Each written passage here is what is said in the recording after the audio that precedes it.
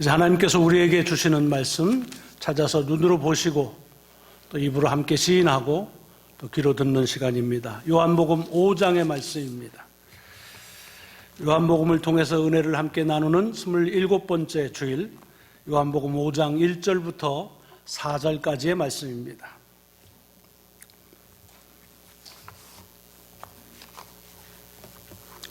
함께 한 목소리로 같이 선포하는 마음으로 말씀을 봉독하시겠습니다. 시작.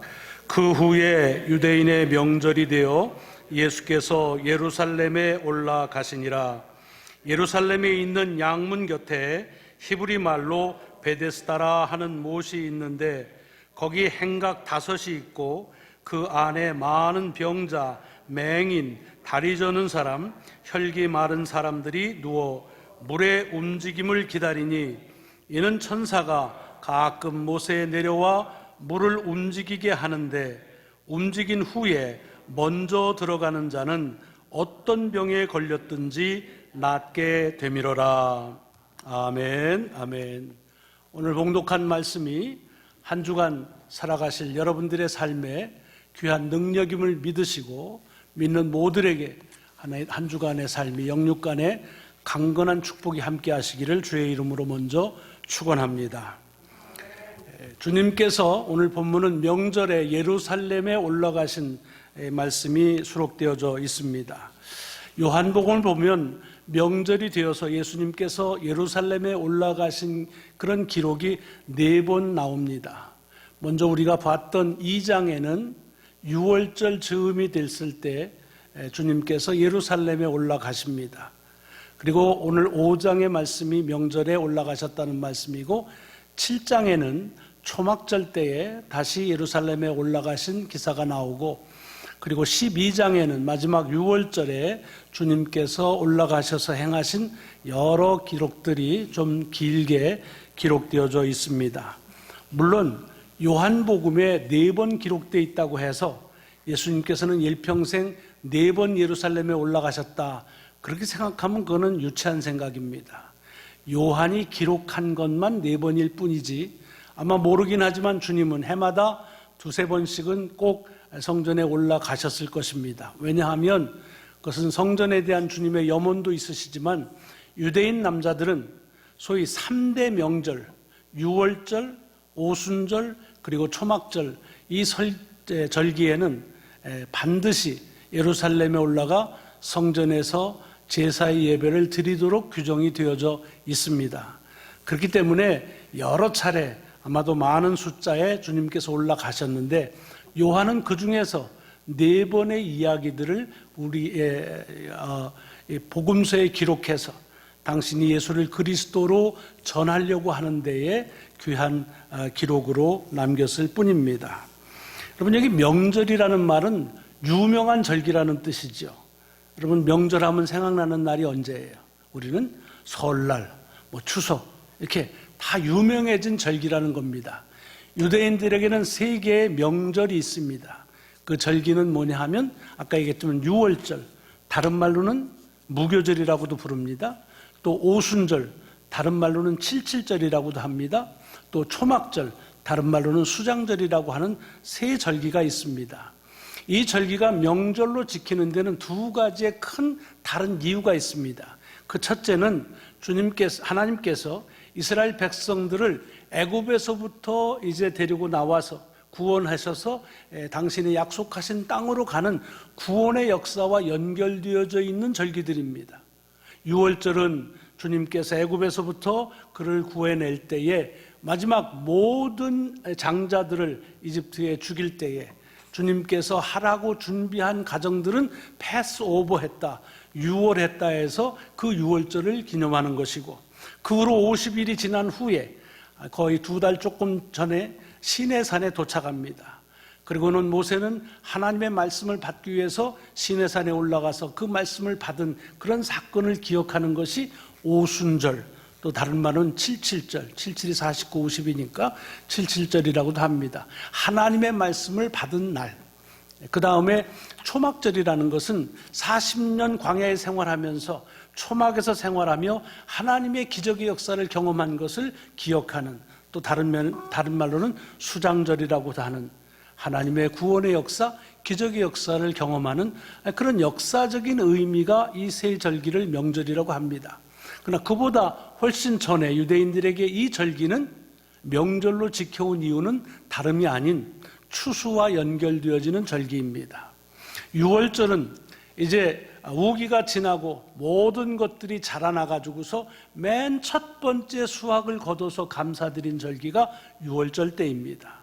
그리고 그 다음에 조금 늦게 심거나 또는 수확하는 기간이 오래 걸리는 그와 같은 품종들을 수확하고 그리고서 감사했던 절기가 오순절, 다른 데는 맥추절이 그와 유사한 절기로 봅니다. 그리고 수장절 또는 초막절은 뭐냐? 마지막 모든 농사를 다 마무리해서 잘 거두어서 이렇게 보관했다 해서 수장절이라고도 부르는 그런 감사절입니다.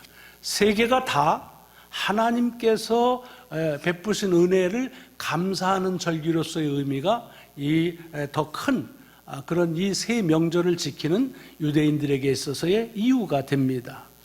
자, 오늘 우리가 감사절을 지나는데 이 감사절에 유대인들, 특별히 주님께서 기억하시고 지키셨던 그 감사절기의 말씀을 오늘 우리에게 주셨다고 하는 것은 그것은 제가 5장 1절부터의 말씀은 감사절날 좀 봤으면 좋겠다고 사전에 제가 계획한 거 아닙니다.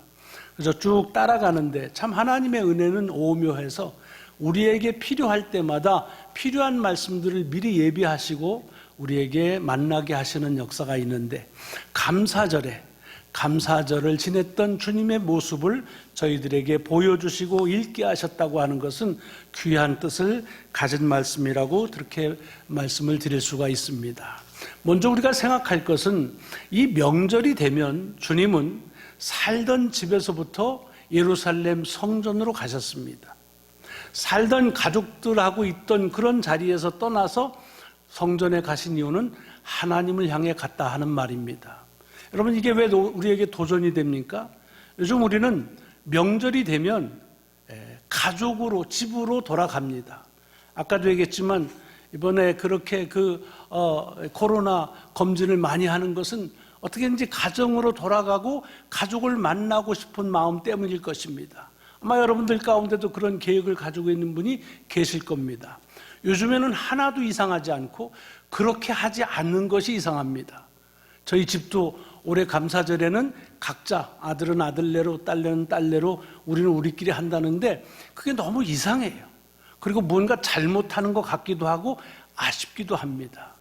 그런데 성경을 보면 이 명절, 이 감사절에는 주님께서는 있던 집에서 떠나서 성전으로 가셨다는 겁니다. 가족하고 같이 있다가 하나님을 향해 가셨다고 하는 것이 오늘 본문 속에서 주는 대단히 귀중한 말씀의 도전입니다. 왜 그렇습니까?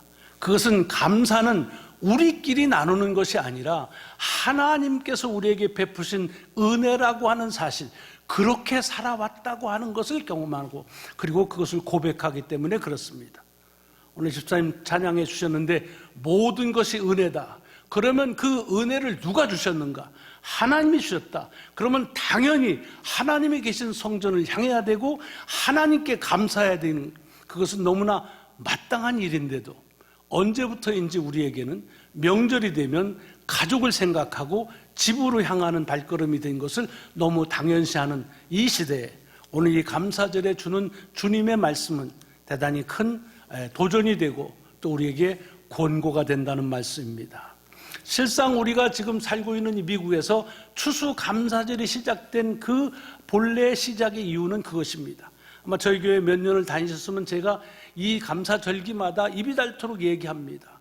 1623년 윌리엄 브래포드 총독이 매사추세츠주를 중심으로 해서 이 감사절 첫 번째 지키라고 하는 프로클래메이션을 합니다.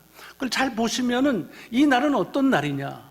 집에서 나와서 교회에 가서 오전 9시부터 12시까지 목사와 더불어서 예배를 드려라.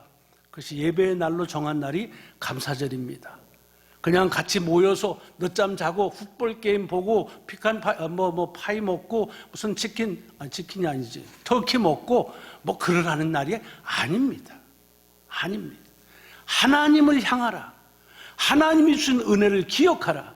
그것이 감사절 시작된 모든 것입니다. 물론 그것이 감사절에 가족들이 모이는 게 나쁘다는 말은 아니지만 적어도 본래 시작은 그렇게 됐다는 것입니다. 여러분, 올해 우리가 누구도 예상하지 않았던 이 전염병 때문에 아까도 말씀드렸지만 얼마나 어려움이 많고 어려움이 변해서 두려움이 많고 때로는 두려움이 우리에게 무서움으로 찾아오는 경우도 많습니다. 지난 3월에 이게 시작되고 나서 제가 제 집사람한테 얘기했지만 어떤 질병으로 내가 죽을 수도 있겠다라는 생각을 처음 해봤습니다. 물론 여러분들이 이 사태를 우습게 생각하고 그냥 감기 정도라고 해도 상관은 없겠죠. 하지만 지금도 여전히 하루에 1,500에서 2,000명의 사람들이 생명을 잃습니다. 어렵고 두렵고 무서운 시간을 지나가고 있습니다. 그래서 이 시간에 감사한다는 것이 참 쉽지 않은 일이지만 오히려 저는 올해가 이 땅에서 감사절이 시작되어진 그 본래의 정신에 다가갈 수 있는 대단히 귀중한 그런 때라고 생각합니다. 왜냐하면 여러분, 첫 번째 감사절을 드린 때가 그렇게 풍요로운 때가 아닙니다. 감사절에 먹는 음식을 보십시오. 변변치가 않습니다. 농사 지은 게 별로 없었습니다. 척박한 땅에 와서 애를 쓴 것에 얻어지는 대가가 많지 않았습니다. 더군다나 이 풍토에서 오는 질환이나 또 전염병 때문에 같이 신앙의 자유를 찾아와 이 땅에 정착한 이들이 1년을 지내면서 반이 죽었습니다. 한번 생각해 보세요. 넷이 살면 둘이 죽은 겁니다. 내 옆에 있던 이가 죽은 겁니다. 이거는 지금 우리들이 이 코로나 사태로 인해서 경험하는 것과는 비교할 수 없는 어려움, 두려움, 무서움의 삶을 살았던 겁니다. 그런 가운데에서 하나님을 향해서 그럼에도 불구하고 감사하자. 왜? 그렇게 어렵고 힘들고 무서운 가운데서도 하나님은 우리를 지키셨다. 생명 주셨다. 이 하늘을 주시고 이 바다를 주시고 이 산을 주셨다 라고 하는 것으로 감사하자고 하는 것이 첫 번째 감사절입니다. 하나님께서 오늘 이 올해의 감사절을 통해서 정말 비교할 수는 없지만 본래 감사절이 시작된 그 의미를 다시 한번 우리에게 일깨워주는 귀한 기회라 생각하고 그 또한 감사를 드립니다. 감사의 절기는 집에서 성전을 향하고 가족에게서 하나님을 향하는 것이었다고 하는 것을 오늘 본문 속에서 먼저 챙겨 듣는 겁니다. 자, 그런데 여러 군데 주님께서 예루살렘에 올라가셨다는 명절의 이야기가 나오는데 다른 데는 그냥 예루살렘에 올라가셨다 또는 조금 구체적이면 예루살렘의 성전에 가셨다라고 되어 있습니다. 근데 오늘은 유독 주님께서 예루살렘에 가셨는데 가셔서 다른 때와 다른 문이 어디 있고 그 근처에 어떤 장소가 있었고 거기를 가셨다라고 하는 것을 적고 있습니다. 요한이 이 말씀을 적은 건 이렇게 적을 게 별로 없어서 그냥 공간 좀 채울까 하고 쓴 것이 아닙니다. 요한은 복음서 맨 끝에도 얘기했지만 주께서 이 땅에서 행하신 것을 기록하자면 이 땅에 어디에다 기록해도 다 기록할 수가 없다라고 말씀한 분입니다. 그러니까 이렇게 어떤 지명과 장소에 대한 얘기를 한다고 하는 것은 그 지명, 그 장소에서 일어난 일, 그것이 대단히 귀중한 의미를 가지고 있다고 하는 것을 내포하고 있습니다. 그러니까 그 장소를 좀 우리가 잘 볼 필요가 있습니다. 오늘 본문에 보면 예루살렘에 올라가시는데 양문이라는 그런 문의 이름이 나옵니다. 그 문으로 직접 들어가셨는지 아니면 그 문을 방문하셨는지 모르지만 굉장히 이례적입니다. 왜냐? 여러분 아시는 대로 예루살렘은 동서남북에 2개씩의 문이 있습니다. 이게 동쪽에 있는 문이 성전으로 바로 들어가는 문입니다. 그래서 그걸 동쪽에 있다고 해서 동문 또는 황금돔으로 들어간다 해서 그래서 황금문이라고도 훗날 부릅니다. 어쨌든 그쪽으로 가면 성전으로 바로 들어갑니다. 그러니까 성전으로 가는 이들은 대개 그 문을 이용합니다. 그리고 특별히 여리고 쪽에서 와서 베다니로 해가지고 들어가면 그 문으로 들어갈 수밖에 없습니다. 근데 그 동문 바로 옆에 있는 문이 양문이라는 문입니다. 이것도 동쪽에 나 있긴 합니다. 근데 그 양문이라 쉽게이트라고 말하는 건 뭐냐? 아마도 그것은 어떤 사람들은 양이 드나드는 문이었다라고 해서 그렇게 부른다기도 하고, 또 어떤 사람은 매주 금요일마다 거기에서 양을 사고 파는 시장이 열렸다 해서 하기도 합니다. 근데 이걸 너무 해석을 좀 오버해가지고 주님이 어린 양으로 이제 예루살렘에 들어가시니까 그 양문으로 들어갔다. 그건 제가 생각할 때는 아직은 오버라고 생각합니다. 그런 의미를 갖는 것이 나쁜 것은 아니지만 이건 사실적으로 보자면 실질적으로 그 문으로 들어가실 가능성은 그저 여리고를 통해서 주님이 베다니를 통해서 예루살렘으로 가시니까 주로 동문으로 들어가시는데, 들어가셔서 그 문으로 가셨는지 모르지만 양의 문, 양문으로 가신 것을 주목하게 합니다. 그 이야기를 하는 것은 바로 베데스다라고 하는 못이 있는데, 풀이 있는데 그 풀에 대한 이야기를 우리에게 보여주려고, 또는 복음서를 통해서 전하기 위해서 요한이 우정 얘기하는 겁니다. 그러면서 뭐라고 그랬냐면 이 베데스다를 그냥 베데스다다 그러지 않고 히브리 말로 베데스다다라고 말합니다. 그 말은 히브리어로 이 말이 무슨 뜻인지를 담고 있다는 것이겠죠. 베스라는 히브리어는 다 집을 얘기합니다. 헤스더라는 것은 자비라는 뜻입니다. 그러니까 자비의 집이라는 이름을 가진 그곳에 갔다는 얘기입니다. 우리는 베데스다라는 게 좀 익숙하지요. 저희 집 사는 집도 베데스다인데 이 베데스다 바로 여기 그 똑같은 지명입니다. 그런데 요 보면은 지금은 월터 리드 군인 병원 전체가 이제 통합이 돼서 하나가 됐지만 전에는 그게 미 해군 병원이었습니다. 그리고 중요한 분들이 아프면은 그곳에 가서 이제 치료도 받고 하지요. 근데 그 병원이 거기에 세워진 이유가, 여러분들 그 병원에 가면 입구에 맨 밑에 바닥에 이렇게 부조로 새겨져 있는데, 그 1930년대 루즈벨트 대통령이 쭉 아마 그 위스콘신 애비뉴를 타고 오셨나 보죠. 차를 타고 가다가 이 베데스다의 연못이 판다, 지금도 있습니다. 조그만 연못이 있는 것을 보고 여기에 이게 그러니까 그 성경에 나오는 베데스다 못과 같으다. 그래서 여기다가 병원을 짓자라고 해서 지어졌다는 그런 일설이 있습니다. 뭐 제가 대통령한테 직접 들은 건 아니지만 그냥 그렇게 새겨져 있는 것이 되게 인상이 있습니다. 다시 말하자면 힐링이 일어나는, 치유가 일어나는 곳이다 라고 하는 것이 베데스다라고 하는 그 지명 가운데 이미 새겨져 있다는 얘기입니다. 근데 그게 연못입니다. 그런데요, 여러분 성경을 보면 이 성경을 해석하는 데 있어서는 이 말씀을 어떻게 보느냐에 따라서 많은 이야기들이 분분합니다. 근데 오늘 본문의 말씀도 이것을 해석하는 데 여러 분분합니다. 사실은 이 요한복음 5장을 읽으면 이 1절부터 4절은 그냥 지나갑니다. 왜? 5절부터 주님께서 38년 된 병자를 만나서 고치신 그 사건이 중요하기 때문에, 그래서 이 4절까지는 그냥 휙 지나가기도 합니다. 그래서 별로 생각을 하지 않는 경우가 많습니다. 그런데 그냥 지나갈 거면 그냥 뭐 못이 있고 뭐 아픈 사람이 있었는데 라고 하면 되지만, 요한은 그렇게 얘기하지 않습니다. 거기에 치유가 되는 못이라고 하는 곳이 있는데, 그곳에서 많은 병자들이 누워 기다리고 있는데, 그것은 가끔씩 주의 사자가 나타나서 물이 동하면, 그러면 동한 위에 맨 먼저 들어가는 이는 어떤 병에 걸렸든지 그 병이 나았더라. 그러니까 자기도 그렇게 해서 낫고자 하는 생각을 가진 사람들이 모여온 곳이다 라고 하는 것입니다. 여러분, 이것을 그냥 흘겨 지나갈 일이 아닙니다. 저는 왜 그러냐면 오늘 본문 속에서 이 요한이 우리에게 그 장소를 주목하게 하고 있는 이유가 있다는 얘기입니다. 그것은 하나님의 치유의 역사가 일어난 곳이라는 것입니다. 근데 이것에 대해서 여러 사람들이, 아마 여러분들이 뭐 이렇게 설명이나 주석 같은 걸 컴퓨터 웹에서 찾으시면 많이 나올 겁니다. 여러 얘기를 합니다. 원래 여기는 간헐천, 온천과 같은 곳이라서 온천에 뭐 들어가서 그는 낫는 역사가 있던 곳이다 그럽니다. 그런 설명을 보시면 그냥 냉기세요. 그건 지리에 대한 전혀 이해가 없는 사람이 쓴 겁니다. 예루살렘은 온천 지역이 아닙니다. 간헐천이 뭐예요?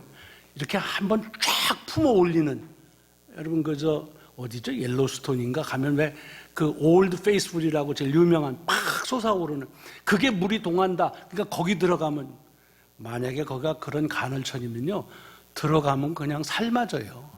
간헐천은 그렇게 해서 들어가는 데가 아닙니다. 뭐 온도가 낮다고 그래도 여기는 온천지대가 아니에요. 그러니까 그런 얘기는 그냥 귀담아 들을 필요가 없습니다. 또 어떤 사람은 이렇게 말합니다. 당시에는 약이 부족하기 때문에 병이 걸리면 깨끗한 물에다가 이렇게 목욕하면서 치유할 수도 있다.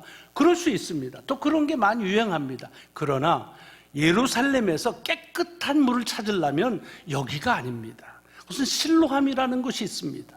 여러분, 실로함은 왜 깨끗한 물이냐면, 이게 히스기야 왕 때에 아수르가 침공해 오니까 다 예루살렘 성 안으로 들어가면서 식수를 어떻게 해결할까 하다가 히스기야 왕이 성벽 바깥에 기혼이라는 데 샘이 있는 흐르는 물을, 그것을 파가지고서 이 굴로 해가지고, 그래서 그 물을 이 성 안으로까지 와서 그곳에 모아놓은 곳이 실로함입니다. 아마 성지순례 가신 분들은 히스기야 동굴이라는 걸 지금도 들어가 볼 수가 있습니다. 샘물이 흘러서 깨끗한 물이 고이는 것. 그러니까 물의 깨끗한 것으로 따지자면 여기가 아니죠. 실로함으로 가야죠. 사실은 이 베데스다라는 이 풀은 그냥 이스라엘 어디에나 있음직한, 거기는 강우량이 약하니까 우기 때 오는 빗물을 잘 받아가지고 담아놨다가 사용하는 그런 못이라고 보면 됩니다. 그러니까 어떤 분은 또 이게 못이 두 개가 있어서 위에 물이 꽉 차가지고서 이렇게 넘쳐서 흐르면 그때 물이 동하니까 그 물로 그때 들어갔다 뭐 그러는데, 담은 물은 위에 있으나 아래에 있으나 깨끗하면 다 깨끗하고 더러우면 다 더러운 겁니다. 그러니까 그런 얘기들은 사실은 귀담아 들을 필요는 없는데 굉장히 우리를 솔깃하게 하는 그런 것이 있습니다. 왜 그렇습니까?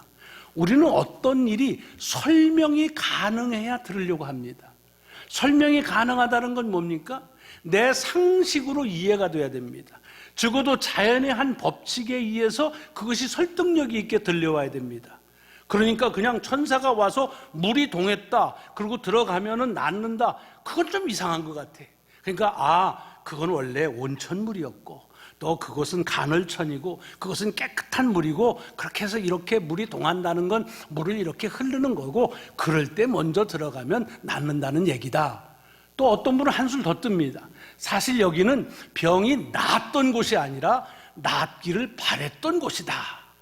낫기를 바랬던 곳이다. 이렇게 얘기하는데 상당히 설득력 있게 다가오긴 합니다. 그러나 여러분, 우리가 주의해야 될 것은 뭐냐? 여러분, 이 세상에서 일어나고 있는 일들 가운데에서 우리 신앙인들은 모든 것이 하나님의 역사라고 그렇게 고백합니다. 그렇지 않습니까?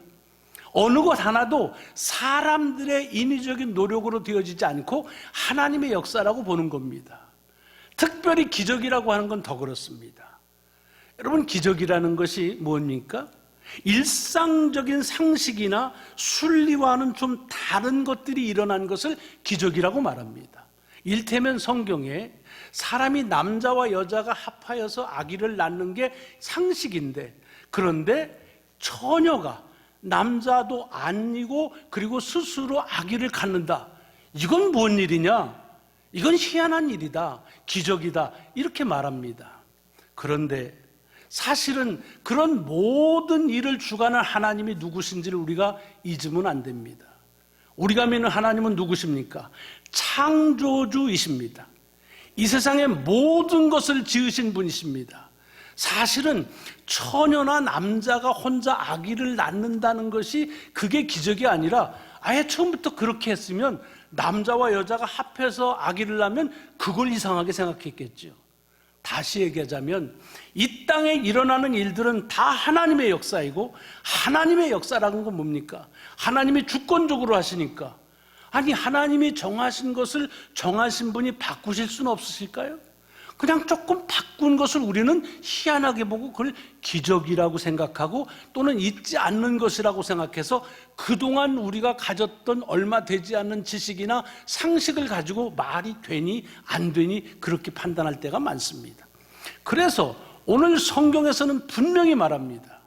베데스다 못에는 주의 천사가 나타나서 그래서 물이 동할 때 그 물이 동한 다음에 먼저 들어가는 자는 낳는 하나님의 역사, 하나님의 기적의 역사가 일어난 곳입니다.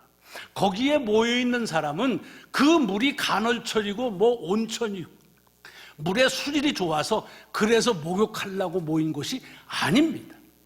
그것에 하나님의 역사를 기다리는 사람들이 모인 곳이라는 겁니다.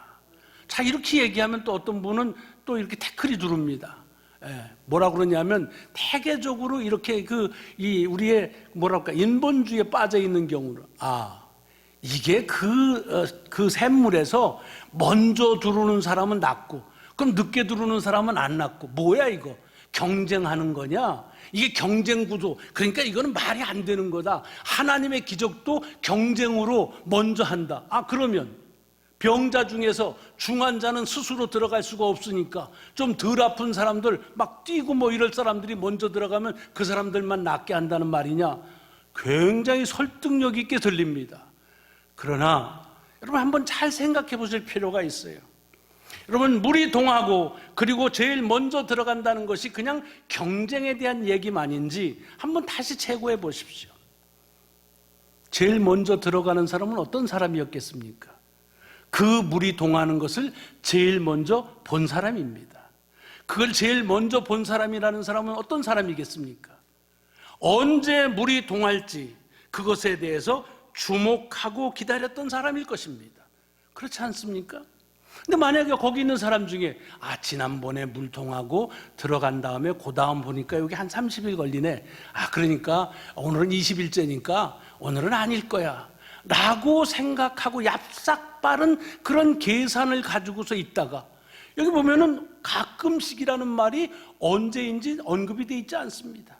이게 5초마다 일어나는 일인지 아니면 30일마다 아니면 1년에 한 번 일어나는지 모릅니다. 단 자기 생각을 내려놓고 하나님께서 천사 당신의 사자를 보내서 그래서 그 사자에 통해서 치유 역사가 일어나는 것을 가장 먼저 본 사람에게는 하나님이 치유하신다고 하는 것을 믿고 그리고 그 말씀을 그대로 따라서 언제 물이 동할지를 집중해서 바라보는 사람이 그 축복을 경험했다는 말입니다.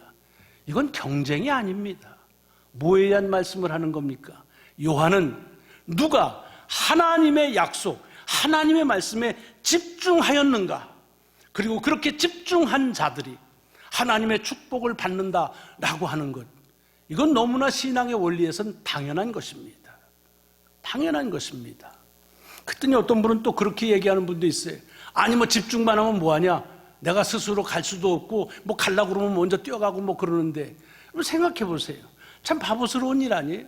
정말로 물이 동한다고 하는 것을 알고 그 먼저 들어가면 그러면 낫는다고 하는 걸 하면 뭘 멀리까지 가서 기다릴 필요 뭐 있어요? 그냥 그 옆에 있는 거예요. 옆에 있다가 물이 동하면 그냥 살짝 한 번만 뒤집으면 들어가는 거예요. 무슨 얘기냐?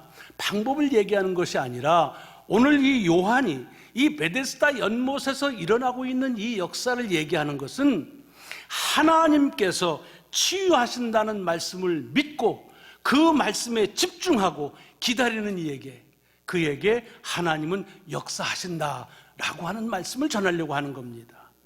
자, 이 말씀을 왜 우리 감사절을 맞이하는 오늘 우리에게 주시는가 하는 겁니다. 여러분 어찌 보면 우리가 사는 삶은 이 베데스다 못과 같습니다. 그리고 우리는 그 베데스다 못에 모여있던 사람들과 그리 다르지 않습니다. 왜요? 우리도 하나님의 역사를 기다리는 사람들입니다. 우리도 하나님의 기적이 필요한 사람들입니다. 그래서 모여서 하나님께서 기적을 베푸시는 것을 기다리며 그 기적을 경험하길 원하는 사람들 아니겠습니까?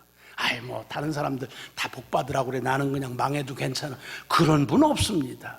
적어도 신앙인이라고 하면 하나님께서 당신의 사자들을 통해서 당신께서 약속하신 대로 비단 그것이 그 옛날 베데스다 못에서만이 아니라 지금 우리가 살고 있는 이곳에서도 하나님은 기적의 역사를 베푸신다.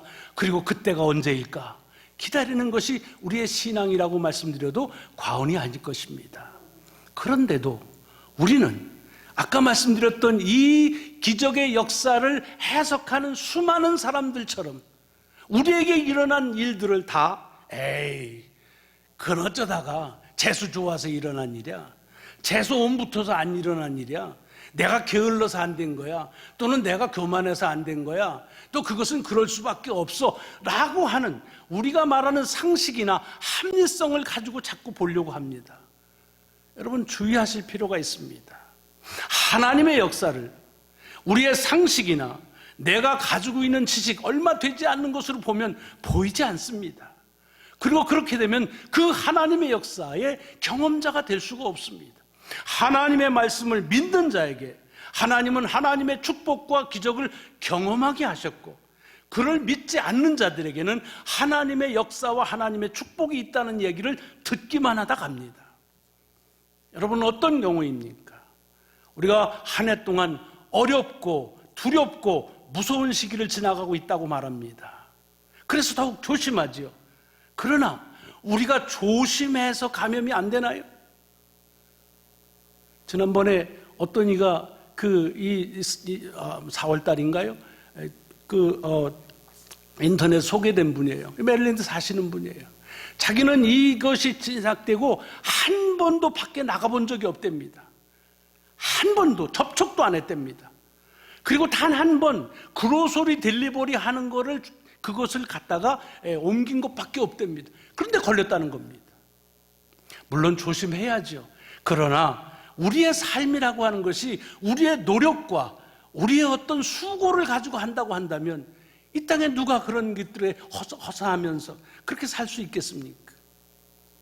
하나님의 우리의 삶에 관여하시는 역사, 기적의 삶을 우리는 살고 있는 것입니다. 누구에게 하나님의 기적의 역사가 보이는가? 하나님이 우리도에게 지금도 하나님은 기적의 역사를 베푸신다는 사실을 믿고 그를 향해 집중하고 그리고 그를 기다리고 있는 이들에게 그 역사는 보일 것이고 그리고 그 역사를 경험하게 된다고 하는 말입니다. 이 시기는 하나님의 역사가 무엇보다도 더 절실한 때를 삽니다. 이럴 때일수록 다른 궁리가 아닌 하나님의 말씀에 더 집중하고 그리고 하나님의 말씀이 말씀대로 이루어진다는 사실을 믿으면서 그 말씀이 어떻게 언제 이루어질지에 대해서 내 생각을 내려놓고 언제든지 주님께서 역사하실 것을 기대하고 집중함으로 그 하나님의 기적, 하나님의 역사의 귀한 수혜자가 될 수 있기를 주의 이름으로 축원합니다. 기도하시겠습니다. 하나님, 한 해를 감사하는 절기, 주님께서 성전을 향하고 하나님을 향해 감사의 발걸음을 옮기신 것처럼 우리 또한 이렇게 주를 감사하는 예배로 저희들을 인도하여 주심을 감사합니다. 특별히 우리 안에서 일어나고 있는 많은 하나님의 기적의 역사가 있음에도 그것들을 마치 합리적으로, 이론적으로, 얼마 되지 않은 지식으로 설명하는 것이 마치 우리에게 귀한 항칙이 있는 것처럼 생각하는 교만함에 빠져 있어서 하나님의 역사를 역사로 바라보지 못하는 것이 없는지 다시 한번 일깨워 주시면서 주님께서 행하시는 귀한 말씀이 말씀대로 이루어짐에 집중하며 살라고 하는 말씀의 귀한 뜻으로 도전하여 주시오니 감사합니다. 그렇게 살아감으로 하나님, 주의 기적을 구경하고 사는 것이 아니라 주의 기적을 경험하며 살아가는 삶을 살아가게 하여 주옵소서. 감사드리오며 우리 구주 예수 그리스도의 이름으로 기도드리옵나이다. 아멘.